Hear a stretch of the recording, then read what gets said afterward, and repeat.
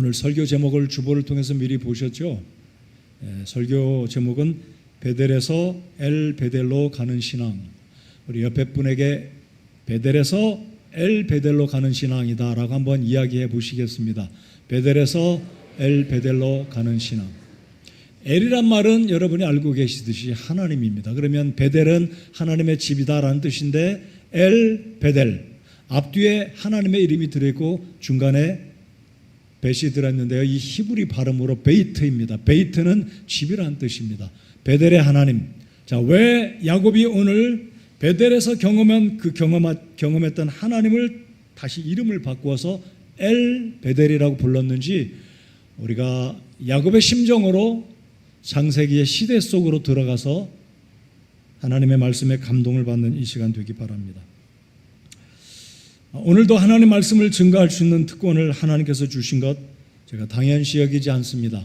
우리 하나님께 감사를 드리고 이 교회 담임 목사로서 귀한 주일날 귀한 성도님들 앞에 말씀을 전할 수 있는 것 하나님께 감사드리고 저에게 주신 특권을 귀하게 여깁니다.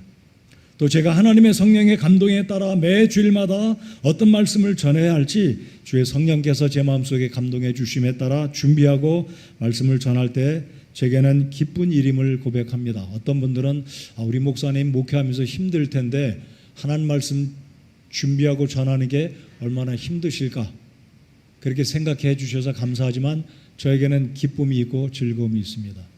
물론 설교하는 게요 정말 힘듭니다.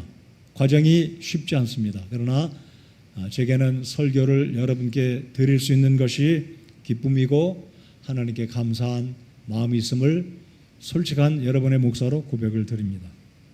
1989년 이맘때였습니다. 어제도 굉장히 더웠죠. 오후에 나가서 전도할 때 굉장히 더웠습니다. 근데 제가 89년도에 파키스탄에 있을 때는 정말 더웠습니다. 정말 더워요. 40도가 넘는 그 더위 속에서 제가 파키스탄을 떠나서 다른 사역지로 옮겨가기 전에 아프가니스탄 국경지대 퀘타라는 지역이 있습니다. 지도상에 찾아보실 수 있을 텐데 그 퀘타로 여행을 가면서 교회가 하나 없는 그 도시에 전도하러 갈 수 있는 기회를 제가 갖게 됐습니다.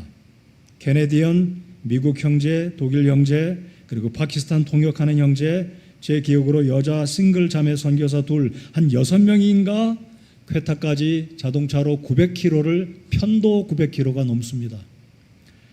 그 마을에 도착해서 복음을 전하고 전도지를 나눠주고 그때 당시만 해도 오늘날처럼 디지털 시대가 아니라 카세트 테이프를 나눠주고 전도지를 비닐로 봉지에 담은 것을 무료로 나눠주고 저녁이 돼서 잠을 자야 되는데 기억이 나진 않지만 호텔이 그 지역에 없어서 그랬는지 예약이 안 돼서는 어째서 그랬는지 잘 몰라요. 자매들은 어디에서 잤는지 잘 모르지만 기억 속에서 형제들과 함께 건물 모퉁이 아래, 그러니까 모퉁이가 아니고 초마 밑에 시멘트 바닥에 신문지 깔고 잔 적이 있습니다. 지금 하라고 그러면 할 수 있을지 모르겠습니다. 우리 하나님께 감사를 드리고 그렇게 복음을 전할 수 있는 특권이 있었는데 오늘 본문에 보시는 이 야곱도 그 잘 살던 집의 둘째 아들, 사랑을 받고 자랐던 어머니의 사랑을 독차지했던 이 야곱이 돌베개 삼고 혼자서 잠을 자야 하는 그런 상황을 창세기 28장에서 보실 수가 있습니다. 자, 오늘 28장에서 35장까지의 사건을 간략히 줄이면 여러분께서 잘 알고 계시듯이 이 야곱은 쌍둥이 형제로 형과 같은 날 몇 초, 몇 분 차이로 태어났기에 아마 동생은 어머니로부터 들었던 이야기로 인해서 둘째가 복을 받을 것이다. 형제들이 태중에서 싸웠는데 큰 자가 둘째를 섬길 것이다. 이 예언의 말씀을 들어서 그랬는지 모르지만 야곱의 이름은 형의 발뒤꿈치를 붙들고 태어났기 때문에 야곱의 이름의 의미는 그렇게 좋은 게 아닙니다. 그렇죠? 움켜쥐는 자, 빼앗는 자, 이게 그의 이름이었습니다. 영어로 제이콥, 안 좋은 이름입니다. 그런데 이 안 좋은 이름에 따라 그렇게 이 야곱이 형을 팥죽 한 그릇으로 장자권을 빼앗고 아버지마저 속이고 장자의 축복 기도를 받습니다. 긴 이야기 줄여서 에서가 이 사실을 알고 난 후에 아버지가 나이가 많아 돌아가실 때가 됐으니 내 축복을 가로챈 이 동생을 끝장내야 되겠다. 이 이야기를 알았던 어머니는 동생 둘째 아들 야곱을 불러서 형의 노가 극도에 이르렀으니 너 외갓집으로 잠시 피난 가서 도망갔다가 형의 분노가 그치면 사람을 보낼 테니 돌아오거라 하게 됩니다. 그래서 야곱은 28장에 보시면 호롤 단신, 한 번도 떠나본 적이 없는 먼 외가에 있는 시리아의 북쪽에 있는 하란 땅 또는 밧단 아람으로 혼자서 가게 됩니다. 아마 야곱이 가면서 뒤를 몇 번 쳐다보지 않았을까 생각합니다. 형이 쫓아와서 자기를 죽여버리면 어떻게 할까.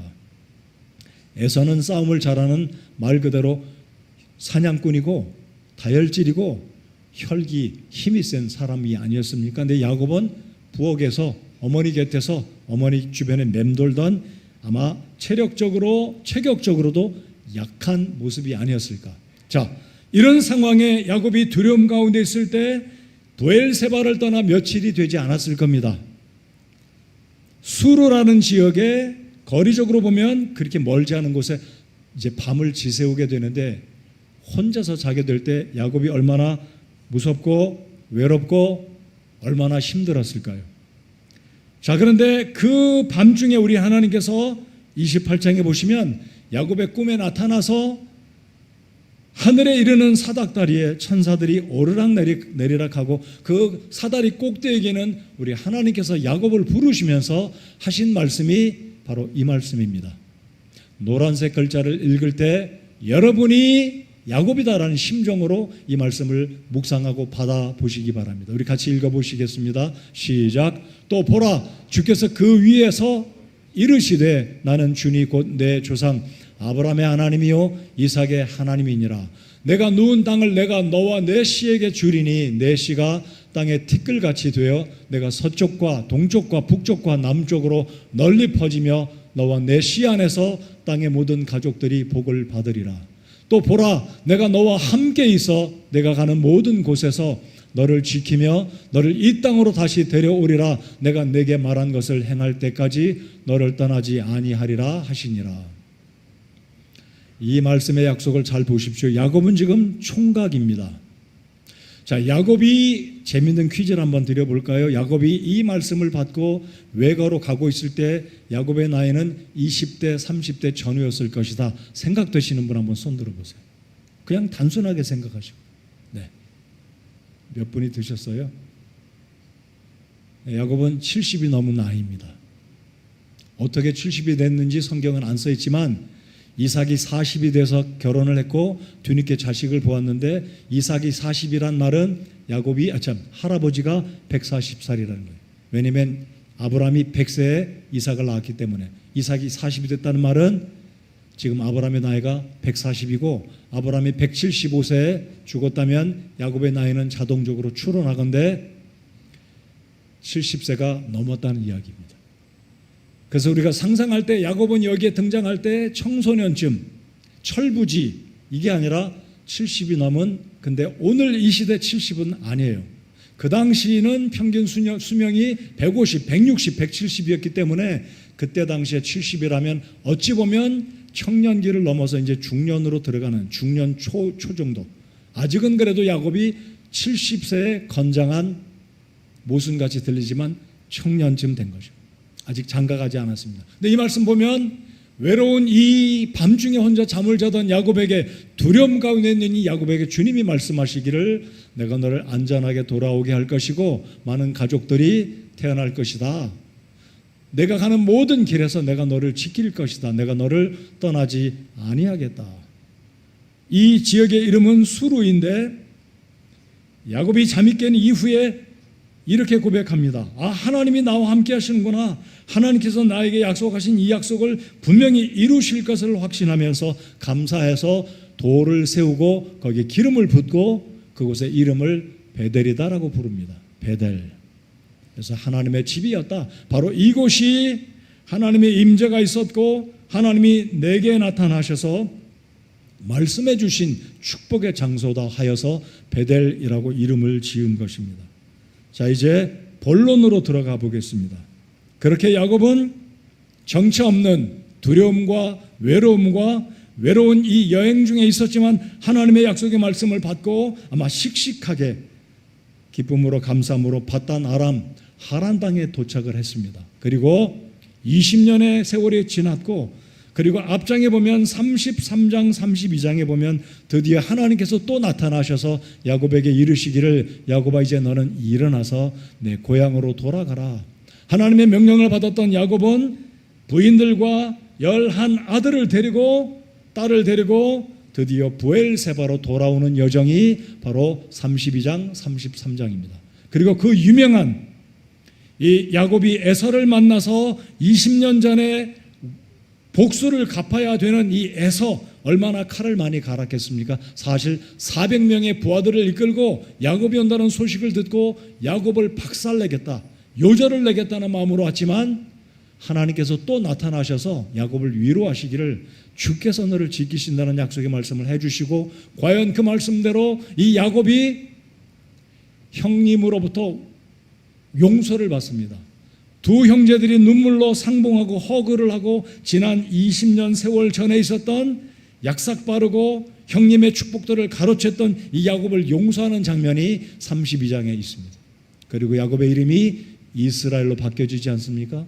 이 또한 하나님의 놀라운 약속이, 베델의 약속이 이루어지는 모습 중에 하나다라는 것입니다. 그렇게 어느덧 20년 하고도 수년이 흘렀습니다. 근데 흥미로운 것은 이 야곱이 꾀를 부리지 않습니까? 형님이 같이 동행해 주겠다, 아버지 집까지 같이 가겠다 하니까 야곱이 형님이 여전히 부담스러운지 아닙니다. 우리 임신한 내 아내도 있고 어린 아들들 그리고 가축들이 새끼를 베었으니 빨리 달려가면 어려우니까 형님 먼저 가시면 내가 천천히 형님이 계신 곳으로 뒤따라 가겠나이다. 그렇게 말을 하고 에서는 고향으로 자기 집으로 갑니다. 그런데 이 야곱이 그렇게 말을 했는데 에서에게 간 것이 아니라 오늘 35장에 보시면 세겜에 머물게 됩니다. 세겜. 자, 지도를 잠깐 보여주시면, 제가 세겜 지도는 후반부에 설교에서 언급을 드리지만 일단 글자를 좀 확대해 주시면 좋겠습니다. 자, 세겜이 어디에 있냐면요, 여기가 베델이고 조금 더 올라가면 오른쪽에가 세겜입니다. 바로 여기 요단강 주변에 있는 강 줄기가 약복강인데, 하란 이 동북 쪽에서 내려와서 에서와 만나고, 그리고 어찌된 영문인지 부엘세바 아버지가 있는 이곳으로 내려와야 정상인데 세겜의 땅을 사고 이곳에서 몇 년인지는 모르지만 적어도 2년에서 2년 이상을 머물게 됩니다. 자, 그러면서 어떤 사건이 벌어지는데 야곱의 생애 가운데 절체절명의 사건이 세겜 땅에서 발생합니다. 그 사건이 무슨 사건입니까? 야곱에게 있었던 유일한 딸 디나가 이 세겜 땅의 아가씨들을 구경하러 나갔다가 그만 하몰, 이 세겜의 리더인 하몰의 아들 세겜에게, 자, 세겜 땅에 있는 하몰의 아들 세겜에게 성추행을 당하고 욕을 봅니다. 이 사실을 알았던 디나의 오빠 시므온과 레위가 이들에게 가장을 하고 약속을 받아냅니다.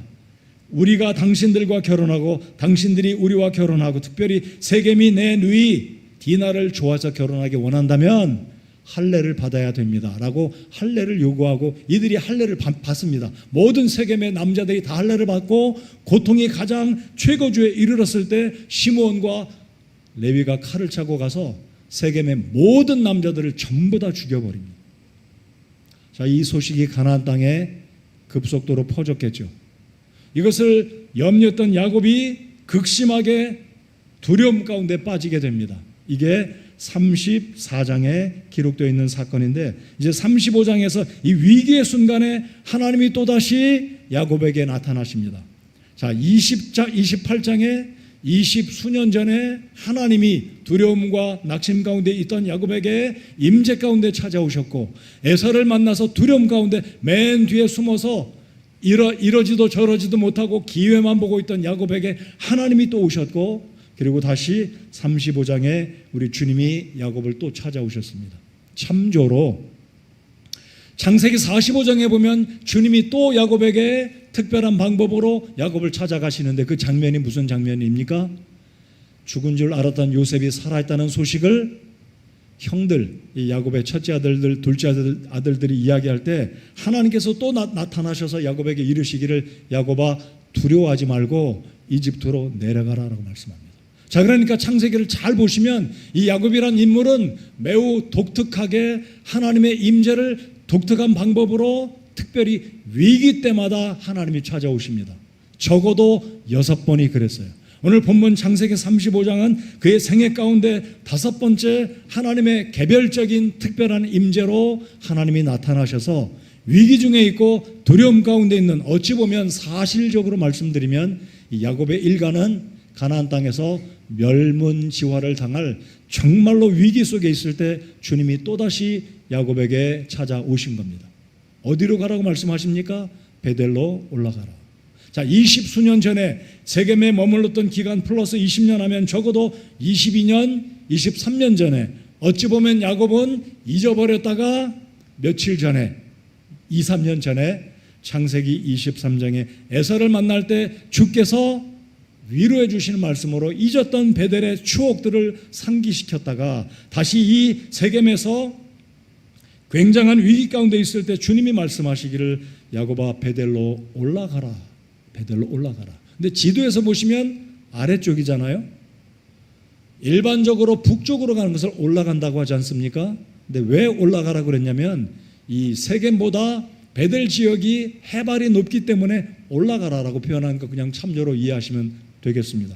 자, 이 위기 중에 있던 하나님은 야곱에게 복된 메시지를 주시며 베델로 올라가라라고 말씀하십니다. 자, 그렇다면 오늘 설교 제목이 왜 베델에서 엘베델로 올라가는 신앙이라고 제가 제목을 붙였는지 이제 한번 본문을 통해 4가지만 생각해 보겠습니다.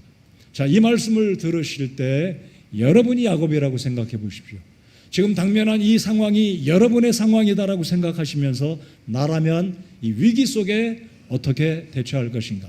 왜 하나님은 야곱에게 나타나셔서 베델로 올라가라고 하셨는지 우리 같이 한번 본문의 말씀을 통해 도전과 은혜가 되는 시간이 되기 바랍니다.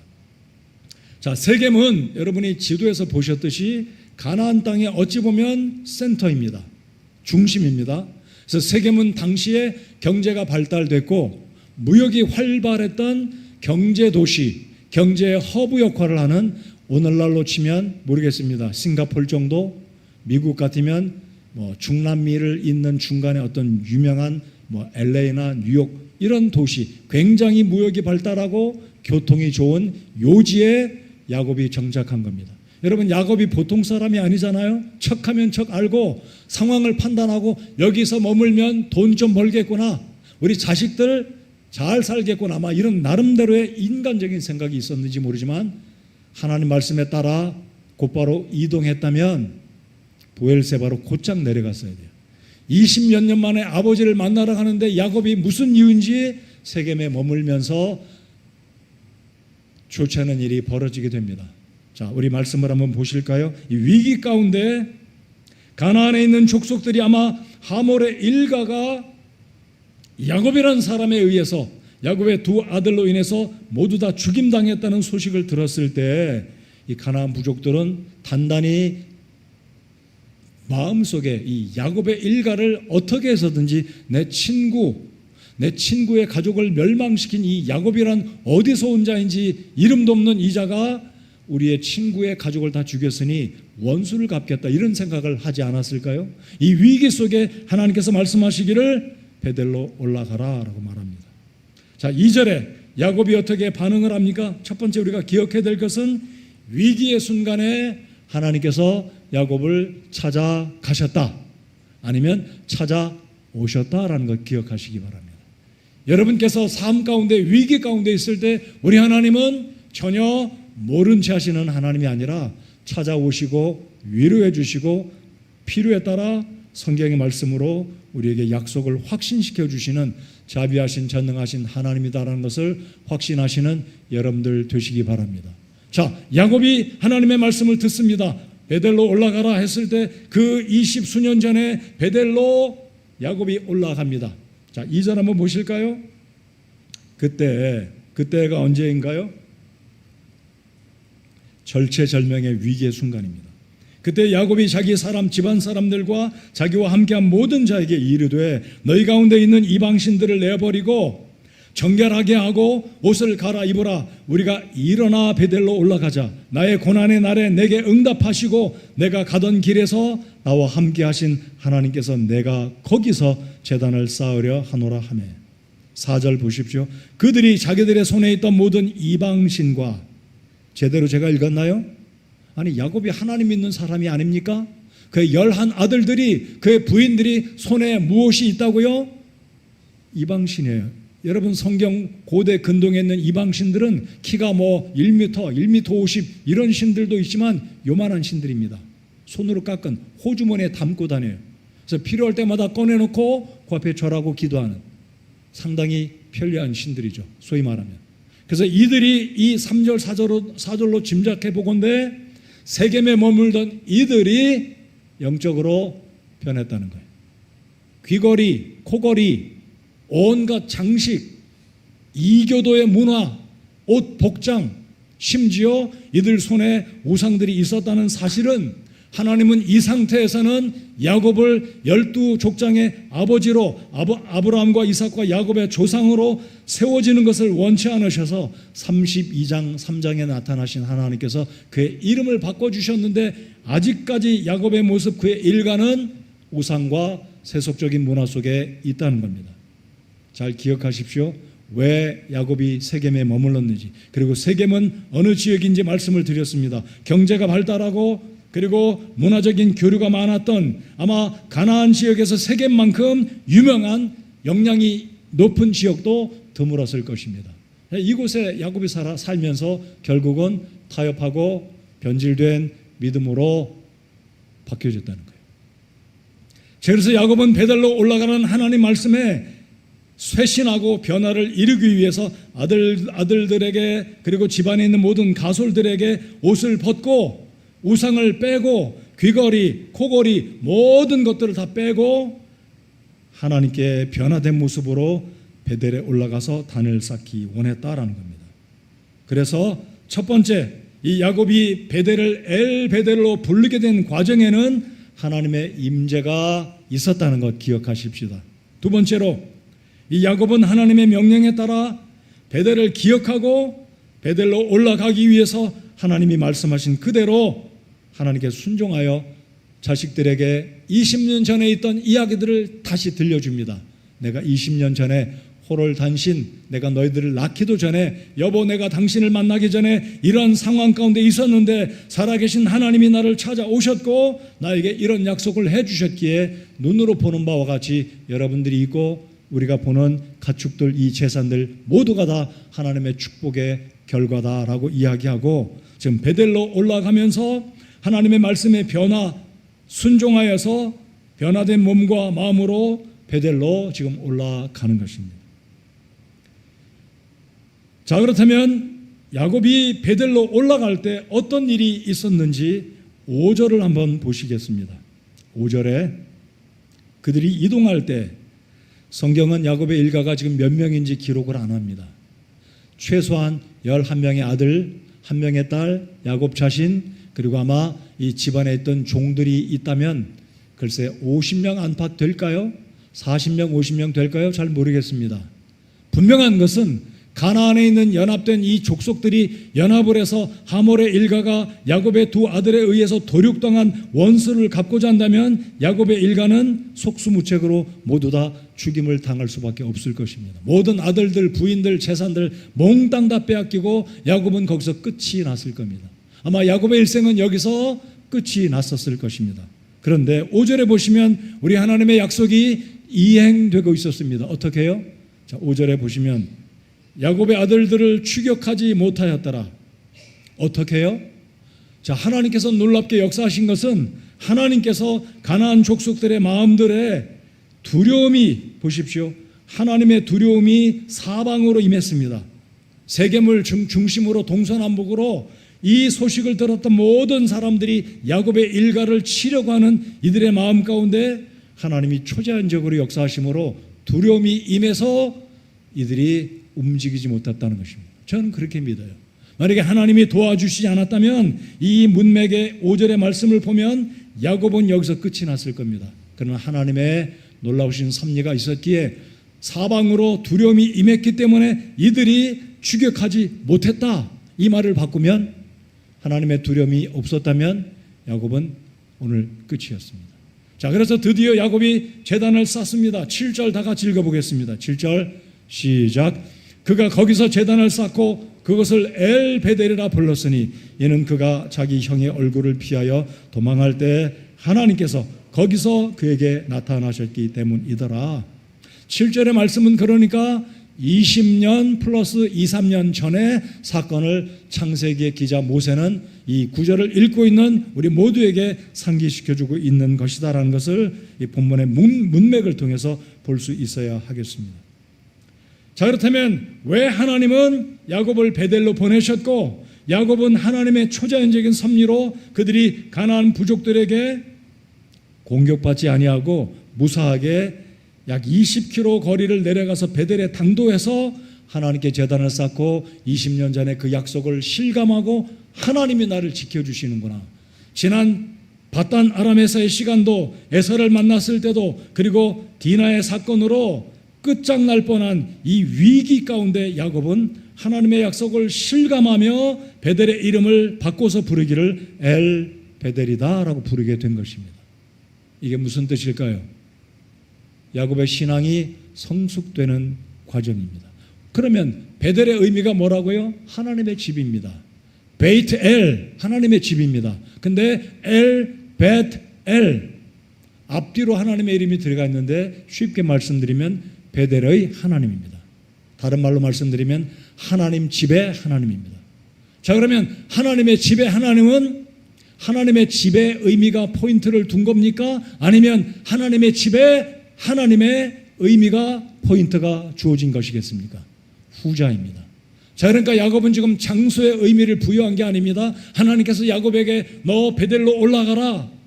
베델은 신통하고 효험 있는 장소다라는 게 아니라 약속을 상기시켜 주시는 야곱이 발견한 것은 베델은 그에게 있어서 특별한 장소이기는 하지만 장소보다 실제로 실존의 하나님, 야곱을 지키신 약속을 이행하신 그 하나님이 위대하다는 것을 알기에 베델의 하나님 엘 베델이라고 다시 이름을 부른 것입니다. 이 점이 굉장히 중요하다는 것을 기억하시기 바랍니다. 오늘 이 아침 시간에 예배를 드리는 여러분들 가운데 하나님을 경험하시는 우리 성도님들이 되시기 바랍니다. 자, 그러면 야곱의 생애 가운데 중요한 장소들을 제가 몇 가지만, 5가지만 말씀드리고 3가지만 영적인 의미를 함께 소통을 통해 나눠보겠습니다. 여러분, 야곱의 생애 가운데 중요한 장소 5가지는 그가 출생한 부엘세바, 할아버지, 아버지의 믿음의 유산을 보고 배웠던 장소. 2번째, 하란으로 도망가다가 하나님을 만난 베델. 야곱의 생애 가운데 절대적으로 중요한 장소입니다. 3번째 장소는 바단 아람. 잊을 수가 없죠. 사랑하는 라헬을 만났고 그리고 아들들을 낳았고 부자가 됐던, 그리고 다시 오늘 엘베델, 또 한 곳이 있다면 이집트였습니다. 야곱이 노년을 이집트에 내려가서 죽은 줄 알았던 요셉이 살아있다는 것을 실제로 보고 감격 속에 아들을 만나 허그하고 눈물을 흘리고 하나님의 약속을 되돌아볼 때 자신의 인생이 정말로 고통과 수고와 슬픔이 있었지만 그래도 하나님은 이 야곱을 지켜주신 위대하신 하나님을 생각했던 야곱의 생애 가운데 중요한 5가지 장소. 오늘은 제가 3가지 장소만 살펴보겠습니다. 모두 다 엘이 들어가는 장소입니다. 여러분의 생애 가운데 하나님이 이루신 일들, 엘이 들어가는 여러분의 생애 사건들을 꼭 잊지 말고 기억하시기를 바랍니다. 첫 번째는 부엘 세바입니다. 2번째는 베델, 3번째는 엘 베델입니다. 자, 그러면 화면에 있는 부엘 세바는 야곱에게 있어서 어떤 장소인지 영적인 의미를 말씀드리겠습니다. 부엘 세바, 야곱의 유년기, 아까 말씀드린 것처럼 70년대까지 다 살았어요. 70년 이상을 살았던. 그러면 브엘세바는 전승적인 신앙의 장소입니다. 이 야곱이 할아버지를 알았고 이삭을 알았고 이곳에서 조부의 신앙과 아버지의 신앙을 전승적으로 전통적으로 어깨너머 눈으로 귀로 배웠던 장소입니다. 물론 야곱이 이때 거듭났겠죠. 자, 그러나 더 중요한 것은 이 베델에 오기까지 엘 베델에 오기까지 야곱은 전통으로 직접적으로 자기 자신이 하나님을 알았던 것이 아니라 전승적으로 전통적으로 부모님을 통해 조부를 통해 간접적으로 하나님을 알았다라고 말씀을 드립니다. 왜냐하면 베델에 이르러서 크도다 이곳이요 두렵도다 이곳이요 이곳이 하나님의 전이요 이곳이 하나님의 집이로다. 왜냐하면 야곱은 할아버지와 함께 살았던 브엘세바만이 하나님의 임재가 있는 곳인 줄 알았기 때문입니다. 그렇다면 베델은 체험적인 신앙으로 바뀌어진 장소, 그곳이 야곱에게 있어서는 베델이었습니다. 여러분, 원래 베델의 이름은 베델이 아닙니다. 베델의 원래 이름이 뭐라고요? 루스입니다. 루스란 뜻은 올리브나무 또는 종려나무가 있는 곳. 제가 지금 약간 헷갈리는데요, 종려나무가 많은 곳, 뭐 그런 뜻입니다.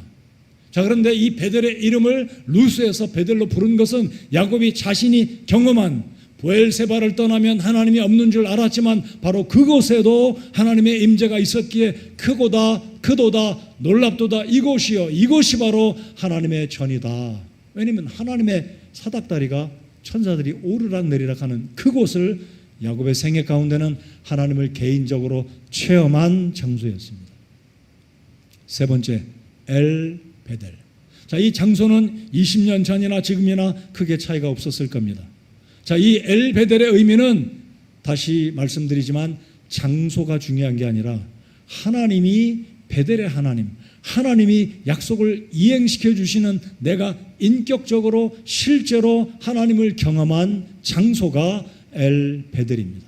자, 그렇다면 브엘세바는 초보적인 신앙의 단계, 베델은 야곱이 하나님을 더 알아가는 경험하는 단계라면 실제로 이 야곱이 더 성숙한 인격적인 하나님을 직접 경험한 곳이 엘 베델의 장소가 되었다라는 겁니다.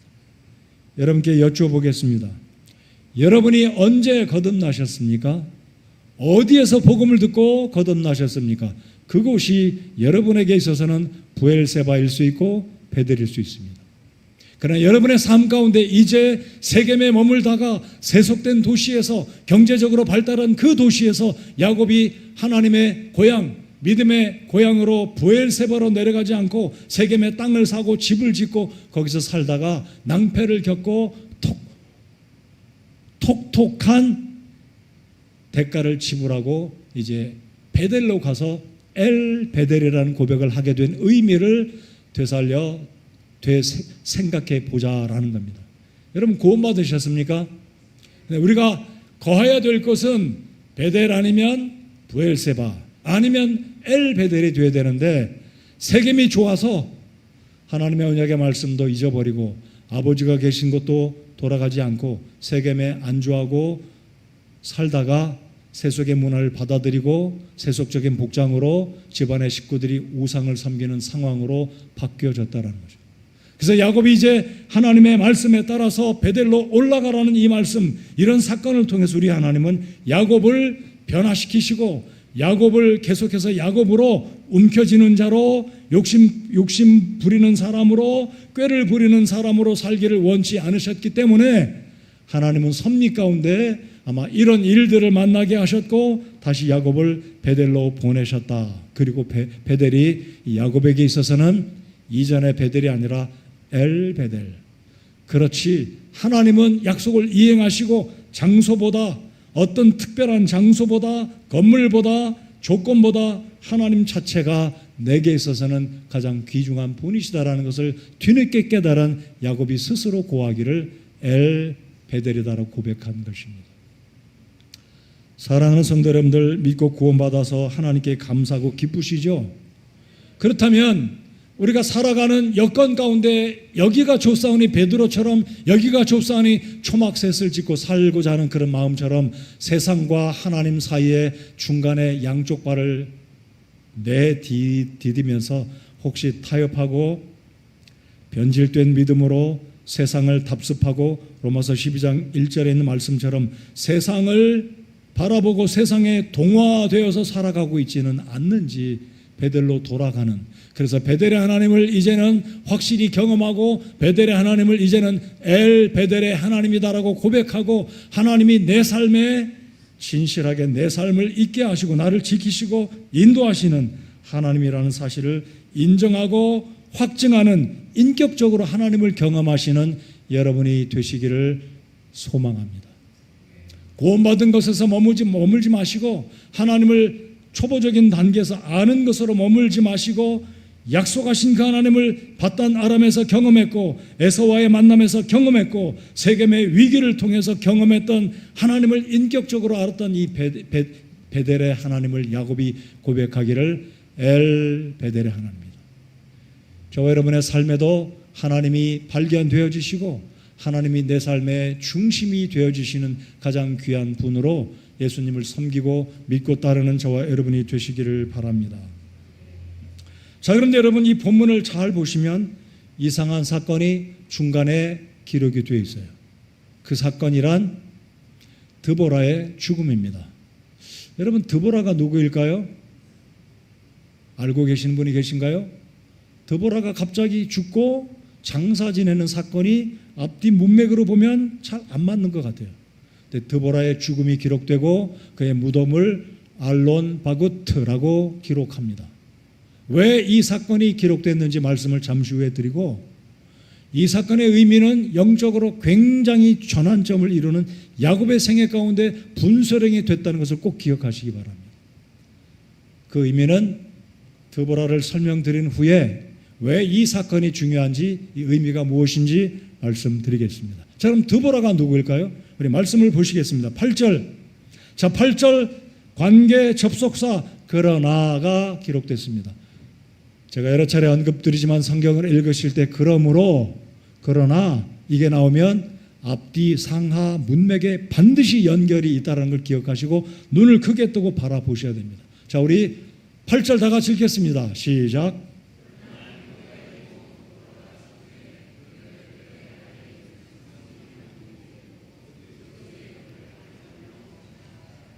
드보라가 갑자기 튀어나왔습니다. 죽었습니다. 장사 지냈습니다. 드보라를 큰 상수리 나무 밑에 묻고 그것의 이름을 알론 바구트, 히브리 발음은 바구트입니다. 바구트. 알론은 상수리 나무, 오크트리예요. 여러분, 일반적으로 참나무 하면 나무 중에 왕으로 꼽는 나무 중에 하나입니다. 견고하고 단단하고 쉽게 쓰러지지 않고 아주 중요한 목재로 쓰이는데, 오늘 여기 3절에 보시면, 4절에 보시면 세겜에 있는 모든 문화들을, 귀걸이, 옷 같은 거 다, 귀걸이, 목걸이, 모든 거 다 빼서 세겜 옆의 상수리 나무 밑에 숨겼더라 그래요. 왜 하필이면 상수리 나무일까요? 도토리 나무일까요? 왜 참나무일까요?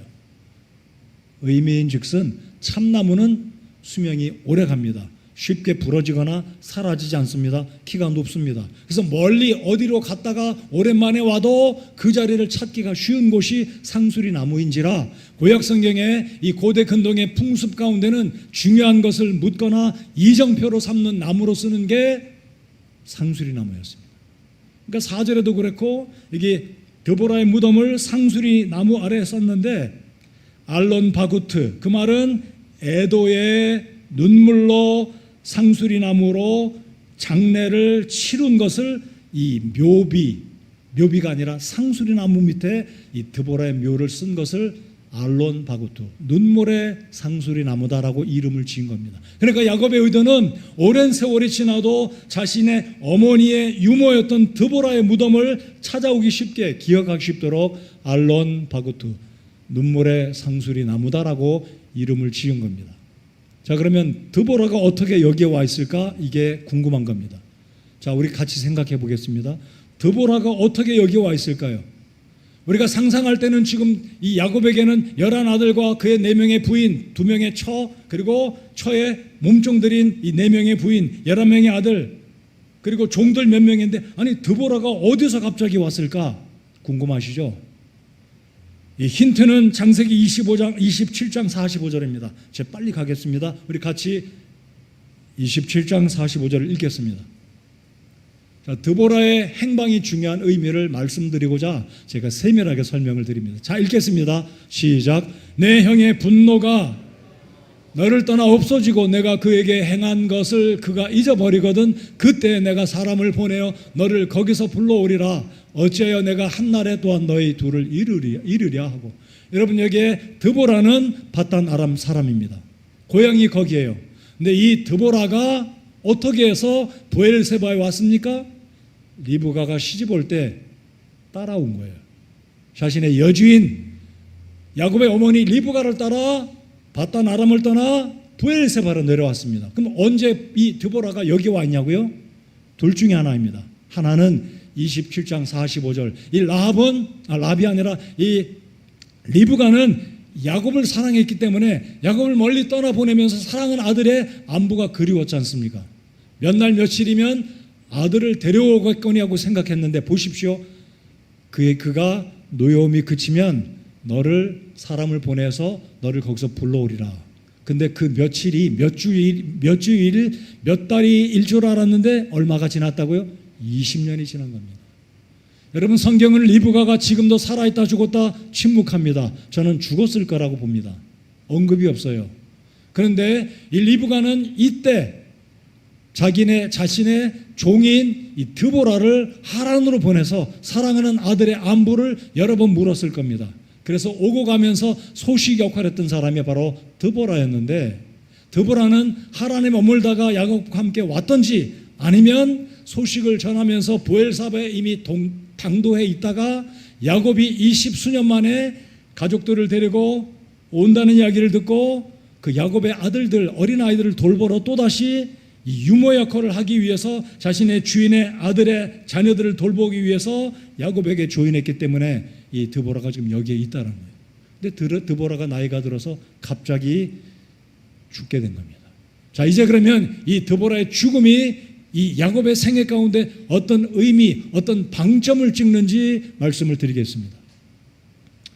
자, 오늘 설교 대지 가운데 제가 드보라의 죽음과 영적인 이정표 그랬습니다. 자, 영적인 이정표는 그럼 무엇이냐면 밧단 아람의 모든 사건들, 밧단 아람과 연관된 모든 인물들, 밧단 아람과 연관된 여러 가지 추억들을 이제는 다 끊고 정리하고 야곱아 너는 이제부터 이스라엘로 살아라. 이 의미가 문맥 속에 들어있는 의미다라고 저는 그렇게 믿고 이 구절을 여러분들께 말씀드립니다. 자, 이 드보라의 장사가 끝마친 후에 하나님이 10절에서 32장에서 언급한 구절을 또다시 야곱에게 상기시켜주고 계십니다. 10절 다 같이 읽겠습니다. 10절 시작. 하나님께서 그에게 이르시되 내 이름이 야곱이지만 다시는 내 이름을 야곱이라 하지 아니할 것이요 이스라엘이 내 이름이 되리라 하시고 그분께서 그의 이름을 이스라엘이라 하시며. 여러분, 야곱이 지금의 나이가 몇인가요?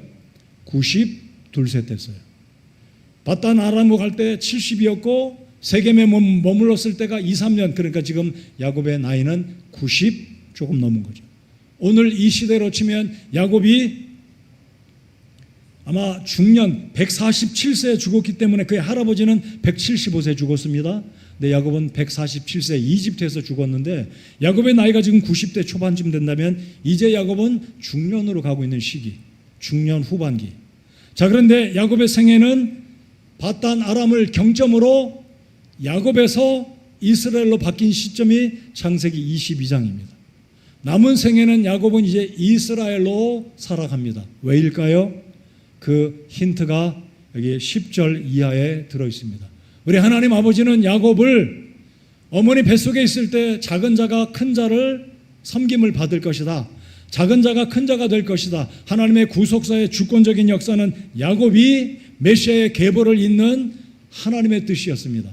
그런데 오늘 본문에서 너는 더 이상 야곱이 아니라 움켜짚는 자, 탈취자, 빼앗는 자가 아니라 밧단 아람에서도 그렇게 머리를 써서 부자가 됐고 밤중에 야반 도주에서 여기까지 내려왔고 에서를 만나서 죽을 뻔했지만 하나님이 그를 지켜주셨듯이 이제 너는 하나님과 겨루어서 이긴 자이니까 더 이상 욕심 부리는 자, 빼앗는 자, 이런 오명으로 좋지 않은 이름으로 살지 말고 너는 12지파의 조상으로 할아버지 아버지의 대를 이어서 믿음의 조상으로 설 사람이기 때문에 너의 이름은 이제 야곱이 아니라 이스라엘이 되어야 하리라. 이런 측면에서 야곱과 연관된 밧단 아람의 결과들, 모습들, 추억들, 마지막에 있던 사랑하는 어머니의 유모 드보라마저 장사 지내면서 다 이제는 정리하고 이스라엘로 살아라는 겁니다.